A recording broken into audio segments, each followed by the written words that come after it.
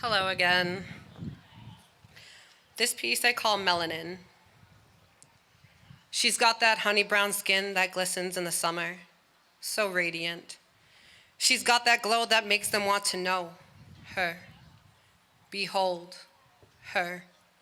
A trance of caramel in her path, a wake of finesse after her presence, a chameleon. Her color changes light to golden when the sun dances on her skin. Oh, how I love my melanin. Those brown curls that bounce when she walks on down the street, and the childbearing hips that flow nicely as she walks on beat. There she goes with her glow. Oh, how they want to know her. Behold her. Oh, how I love my melanin. That's lovely.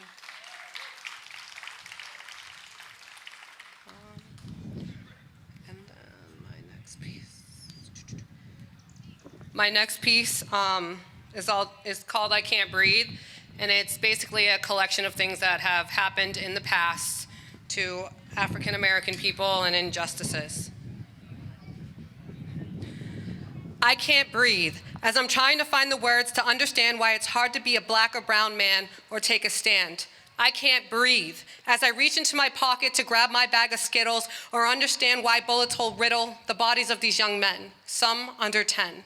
I can't breathe. I never knew running while brown in a predominantly white neighborhood is suspicious, or that my black or brown skin was a crime, or because of my race I was labeled vicious. I can't breathe as I'm pinned down with a knee upon my neck because the bill I had was potentially counterfeit and a cop threw a fit.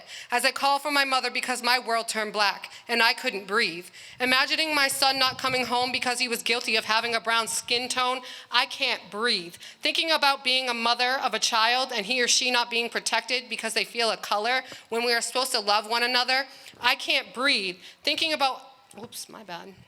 I can't breathe. Thinking about having a child and he or she is still being judged or labeled because of their skin. When Martin Luther King said, I have a dream, and he had a dream of a world with no racism in it because the reality seemed too great that he had to have a dream. I can't breathe that the reality of Mr. King's dream is still not in full fruition because of a racist system and a tip scale of justice, so I can't trust this. And our jails are full of brown and black men that are thrown in jails for crimes they didn't quite commit. Oh, I can't breathe because I live in a country that was stolen from Native Americans and built off the backs of slavery. And still to this day, our history books tells us of falsified facts, that the natives sat with the pilgrims and made peace. I can't breathe until we come together and admit we have a problem and create an equal system and fill the wealth gaps between races in a flawed system. I don't stand here and point the finger, but a collective history of facts and say, here's the problem, let's fix this. I just want our future to be able to breathe.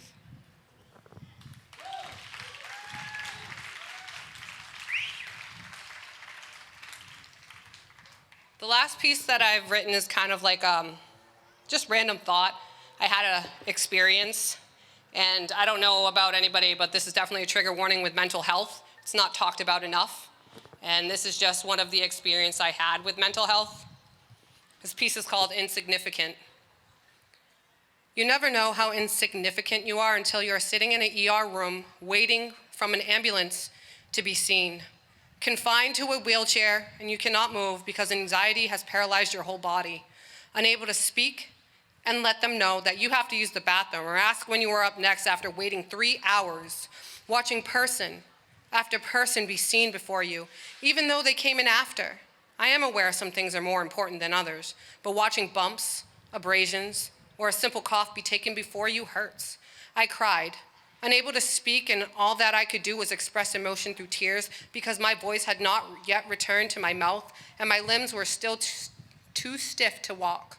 Mental health is serious, but to watch everyone else be called before you, because again, mental health is not looked at as an emergency until you utter suicidal thoughts.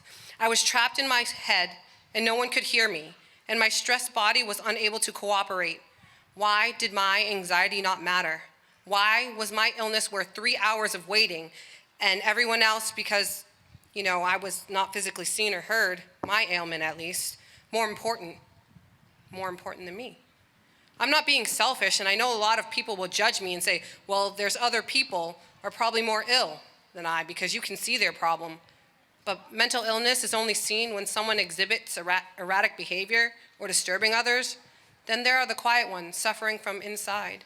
And no, we do not exhibit the common flailing of our bodies or lashing out or any other seen behavior. We are suffering quietly. We matter too, just like that cut, bump, bruise. We hurt on the inside, and we matter too.